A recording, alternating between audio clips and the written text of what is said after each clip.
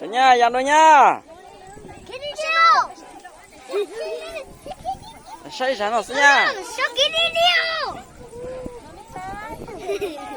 Ôi nhưng mà nó lúc còn cũng sai thế còn trả nó thế rồi Say cái đi á.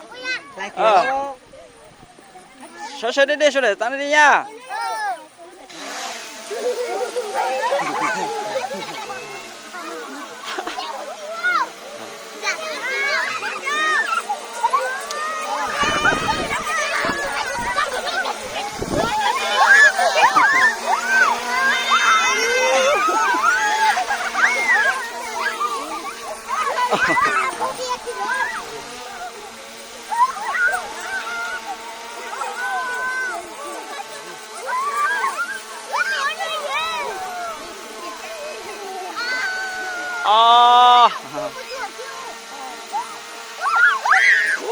Trời lót tay. Hả?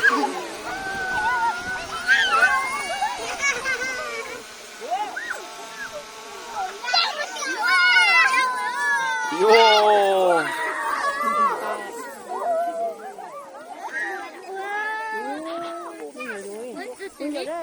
Hả? Tát. Cho con máy bay cho nó dở say ra. Ô. Chà. Mày sao thằng coi cô lùi mày tát chuyện à?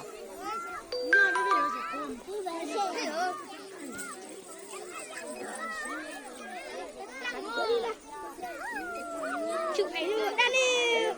Chụp ảnh nữa. Chụp cả ảnh nữa ya. Chụp cả. Cho nó biết là chụp tao đâu.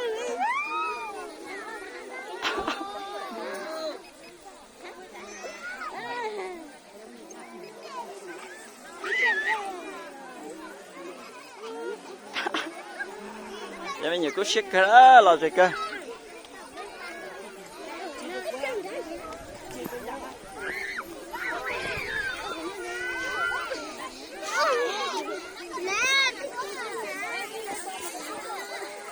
Lulu.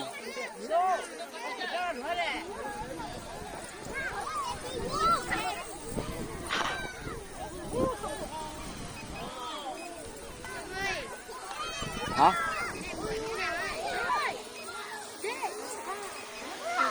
Mày như thế thôi.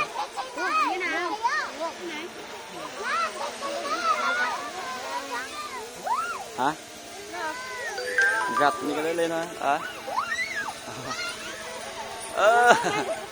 Em nhỏ rất là cút xa đó.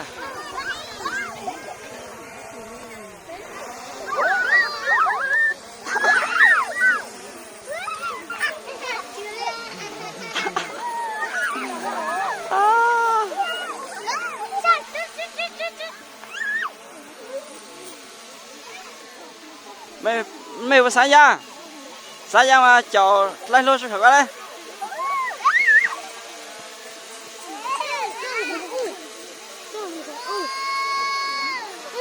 Hả? Mình nấu nha.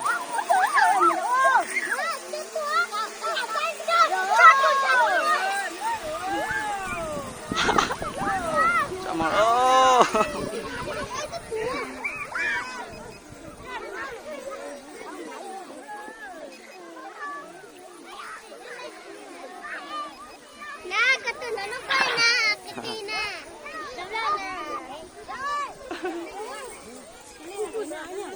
Hả?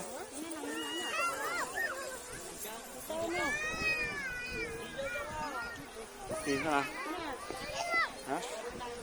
Phải không? Từ đây. Không phải. Lưu chế nha. Lưu chế ạ.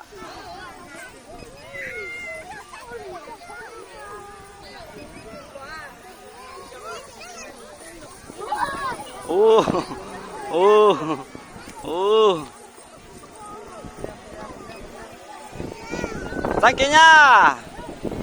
Đi lúc chế luôn.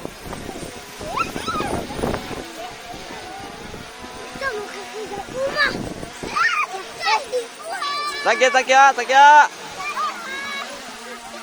Sang kia đi nha. Sang. Máy bay lục chiều.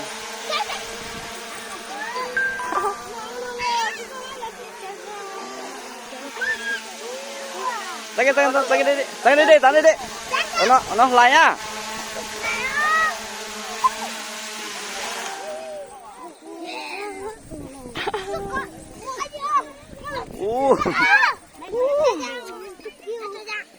Say nốt rồi nha. Dạ.